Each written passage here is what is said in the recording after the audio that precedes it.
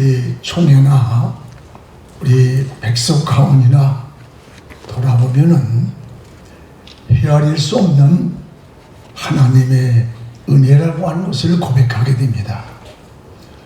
우리 총회장님을 중심한 우리 임원 모두에게 고맙고 늘 감사드립니다. 특별히 그 중심에 우리 설립자님의 전적인 희생과 또 우리 목사님들의 헌신을 통해서 우리의 수공이었던 총회관을 이렇게 이루게 된 것을 무엇보다 하나님께 모든 영광을 돌립니다. 2007년 5월 23일 날 재단이 설립되기 전만 해도 우리 교회들이 교회연합기관에 찾아가서 거기에서 서류를 받아와야 됐고 증명서를 발급받아야 했는데 우리 설립자님과 또 이사 교회들이 재산을 총회에 헌납하고 오늘의 이 유지재단을 설립한 것을 가만히 들여다보면서 얼마나 큰 하나님의 우리 총회 주신 은혜인가 라고 하는 생각을 해보았습니다. 그리고 초대부터 4대까지 우리 박유일 목사님이 이사장을 맡으셔서 안정적으로 잘 이끌어 주신 것에 대해서 무엇보다 특별히 감사를 드립니다. 우리 같은 교회 성도들도 오셨는데 정말 헌신과 희생 많이 하셨습니다. 이제 바톤 터치를 받아서 제5대 신임 이사장직을 맡게 된 우리 정용근 목사님께 또한 축하를 드립니다. 우리 정 이사장님은 증경 총회장으로서 경륜도 많으시고 또 우리 목회자 연금도 잘 이루어 가시리라 기대를 합니다. 오늘 말씀에는 하나님이 이스라엘의 2대 왕을 뽑는 그런 내용입니다. 하나님께서 사무엘에게 이새의 가정에 아들이 8이 있는데 그 중에 한 해를 선택해서 왕을 삼으라고 했습니다. 사무엘이 기름병을 들고 이새의 가정을 찾아가서 첫째부터 7째까지 기름을 부으려고 하는데 하나님께서 아니다. 내가 찾는 자가 아니다.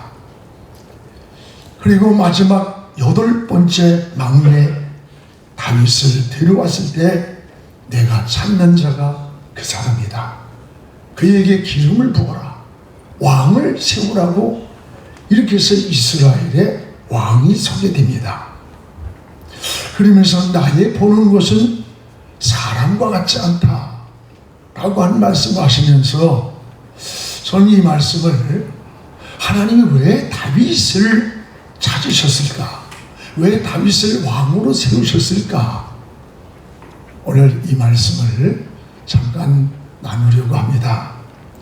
무엇보다 하나님은 그 다윗의 중심을 보셨습니다. 오늘 7절에 우리 아마 자막이 뜰 것 같은데요. 같이 읽읍시다. 여호와께서 사무엘에게 이르시되 그의 용모와 키를 보지 말라. 내가 이미 그를 버렸노라.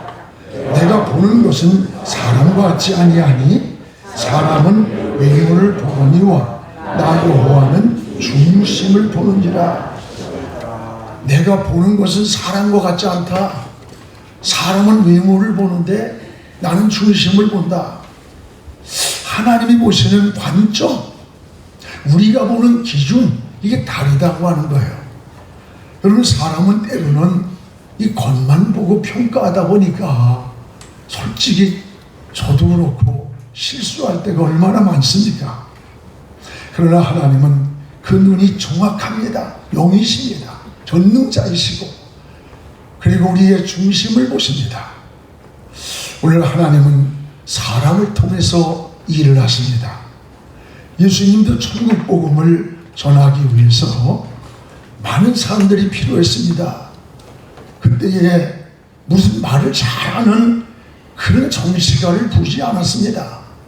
뭐 글을 잘 쓰는 문필가를 부르지도 않았고, 어떻게 보면 다만 정직하고 진실하고 우직했던 그 갈릴리 바다에서 고기 잡던 어부 그 베드로를 불러서 예수님의 수제자를 삼은 거예요. 구약에서도 농부였던 기드온 같은 사람, 여러분 뽕나무를 가꾸고 있던 아모스 같은 사람을 하나님의 사람이라고 그 시대에 하나님의 사람으로 쓰셨던 것을 보게 됩니다.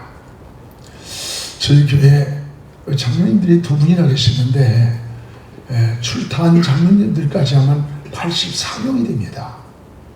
저는 그 장로님들을 한 분 한 분 세울 때마다, 또는 부목사님들을 청빙할 때마다 저는 이 성경 구절을 놓고 일주일 동안을 기도를 해요. 이것은 왜냐하면 하나님이 원하시는 그 기준이 어떤 것일까? 하나님은 무엇을 보실까? 이런 데를 생각을 하면서, 왜냐하면 내가 원하는 사람이 아니라 하나님이 원하는 사람이 우리의 부목사가 되고, 하나님이 원하는 사람들이 우리의 장로님들이 되시기를 원합니다 라고 하는 그 고백을 사실 수십 년 동안 이 말씀을 생각하면서, 그리고 사람 이게 임직 뽑을 때마다 이 성경 구절을 같이 나눴습니다. 오늘 우리 모두가 이 하나님의 관점에서 우리가 총회도 중심으로 섬겨야 합니다. 여러분 목회도 중심으로 해야 합니다. 우리가 중심으로 헌신을 하면서 우리 모두가 살았으면 좋겠다라고 하는 이 말씀을 준비하면서 생각을 했습니다. 다윗의 중심을 보신 하나님께서 여러분의 중심을 축복해 주시기를 기원합니다. 또 하나는, 하나님은 이 다윗의 책임성이었습니다. 책임성. 오늘 11절에 다 읽지 않고 중간에 보면 그가 양을 지키나이다 라고 하는 말씀이 나와요.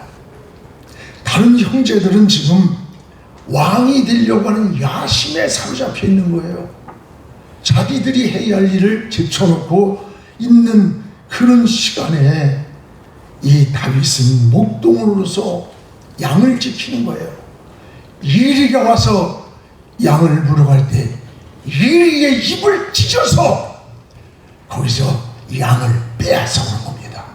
자기에게 맡겨진 목동으로서의 자기 책임을 다하고 있는 거예요. 하나님은 그걸 보시고 다윗을 찾으신 거예요. 그리고 다윗을 이스라엘의 하찮은 목동을 왕으로 세운 겁니다.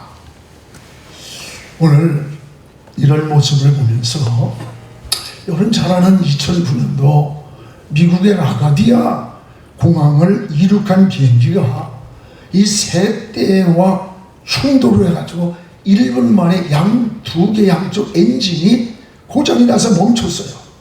5분간의 시간밖에 없습니다. 공중에 5분이에요. 기장은 관제소에 긴급 상황을 알렸습니다. 만약에 초고층 빌딩으로 빽빽한 이 맨하탄, 그 맨하탄 숲을, 빌딩 숲을 이 비행기가 떨어진다면 그 인명 피해는 상상을 초월하는 겁니다. 기장은 목숨 건 결단을 내렸습니다.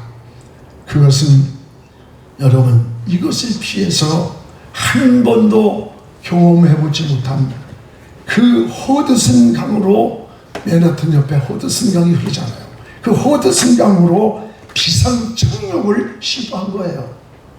만약에 조금이라도 활강 각도가 여러분 가팔랐다면 이 비행기는 그냥 강물 속으로 수장되고 마는 겁니다.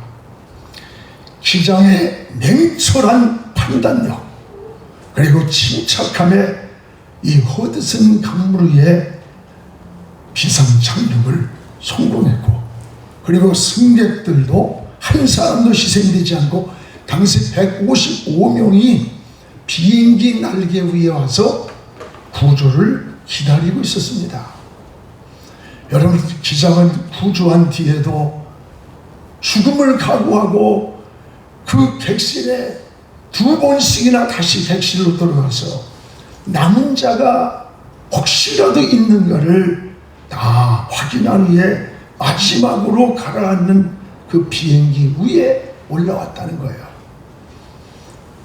여러분, 그가 여러분 잘 아는 체슬리 썰렌버거라는 기장입니다.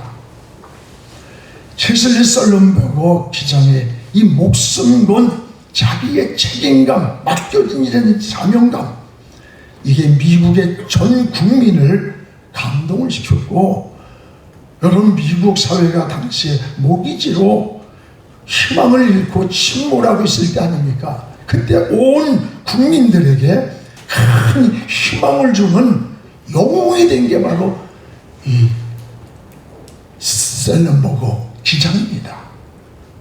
오늘 한 지도자의 역할이 얼마나 중요한 것인가를 실감할 수 있는 그런 사건이었습니다. 하나님은 왕을 뽑는 시간에도 내가 맡은 목동의 사명을 다하기 위해 양을 지키고 있는 이 다윗을 찾았습니다. 그리고 그 다윗에게 왕을 위임하고 왕으로 세웠습니다. 하나님은 이런 다윗에게 이렇게 말씀합니다. 13절에 따라합시다. 하나님의 영이 크게 감동하니라. 저는 이 말씀이 가슴에 깊이 늘 새겨져요. 여러분, 13절을 우리 읽읍시다. 사무엘이 기름 물병을 가져다가 그가 그의 형제 중에서 그에게 부었더니 이날 이후로 다윗이 하나님의 영에게 크게 감동하니라. 하나님의 영에게 크게 감동하니라. 하나님의 영에게. 이게 하나님의 영이 바로 루하흐라는 말이 성령과 같은 뜻이래요. 원문을 보니까. 여러분, 성경에 하나님이 사용하신 사람들의 공통점이 뭐예요? 하나님의 영에 감동된 자였다는 거예요. 우리가 하나님의 일은 사람의 방법이나 수단이나 어떤 지식이나 정말 노력을 안 돼요. 하나님의 영이 감동해야 돼요. 여러분, 설자님, 개혁주의 생명신학의 핵심 모토가 되는 구절이 뭐예요? 요한복음 6장 63절이에요. 살리는 건 뭐래? 영이다, 영. 하나님의 영이, 성령이 우리를 살리는 거다. 여러분, 스가랴 4장 6절에도 힘으로도 능으로도 안 되지만 하나님의 영으로 된다. 그 하나님의 영이 루아예요. 루아. 하나님의 영, 성령, 성령이에요. 지난주에 우리 신대원들에게 우리 개강 수련회가 있었는데 설사님이 2시간 반 동안을 피를 토하듯이 전하신 그 메시지가 하나님의 영에 사로잡혀야 된다. 하나님의 영에 사로잡히지 않고 목회가 되냐, 뭐가 되냐. 그 주제가 신학은 왜 학문이 아닌가 라고 하는 주제였어요. 영이신 하나님을 어떻게 학문으로 우리가 논할 수가 있느냐. 영이신 하나님을 무릎 꿇고 하나님 앞에 엎드리지 않고 어떻게 지식으로 영이신 하나님을 알 수가 있겠느냐. 무릎 꿇고 하나님의 영에 사로잡혀야 한다. 막 피를 토 2시간 반 동안을. 저는 그 말씀을 들으면서 저도 43년을 한 교회에서 지하실 27평에서 12명을 데리고 교회를 시작했습니다. 참으로 울기도 많이 했고 성령에 사로잡히기도 하고 그러면서 살아왔지만 또 지나보면은 내가 게으르고 나태하고 하나님을 의지하지 않고 하나님의 영에 사로잡히지 못한 목회를 하는 시간들도 많았다라는 스스로 회개를 하면서 가슴도 굉장히 뜨거웠습니다. 우리의 본질을 놓치고 있는 시대예요. 여러분 지금 뭐 얼마나 첨단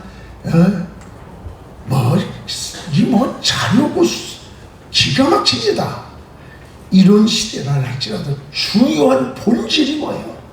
하나님 말씀으로 돌아가는 거, 하나님의 영에 사로잡히는 거, 이게 생명을 살리는 이 본질을 놓치고 있는 이런 시대에 저는 우리에게 영적 지도자가 되시고 우리의 백성의 모든 스승이 되시는 우리 설립자님이 이렇게 현존해 계시는 게 얼마나 큰 하나님의 은혜고 하나님의 축복이고 또 여러분 하나님의 선물인가를 늘 생각하면서 정말 감사를 드려요. 신앙은 학문이 아니라 예수 그리스도의 생명의 복음.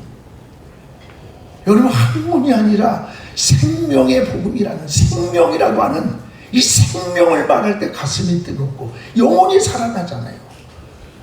지옥 갈 영혼이 천국 백성 되는 생명의 복음을, 오늘 우리 백성의 정체성, 백성의 사명은 바로 이 생명의 복음을 온 세상에 선포하고, 이것이 바로 개혁주의 생명신학으로 우리가 45주년을 준비하는 민족과 세계를 살리는 우리 백석총회가 되자고 하는 거, 이거 아닙니까? 오늘 이런 우리 총회가 되기를 축복하면서 오늘 정말 우리 박유일 이사장님 법인이 뭔지도 모르고 다른 데 가서 서류를 띄워야 되고 갈 때마다, 그때 제가 부족한 게 총회장이 됐는데 참 죽겠는 거예요. 하나하나 교회에서 일 있으면 거기 가서 띄워오고 와야 되고, 우리 그렇게 살았잖아요. 그때 우리 박유일 이사장님이 지금부터 4대까지라 잘하시고, 전 복을 잘 몰라요.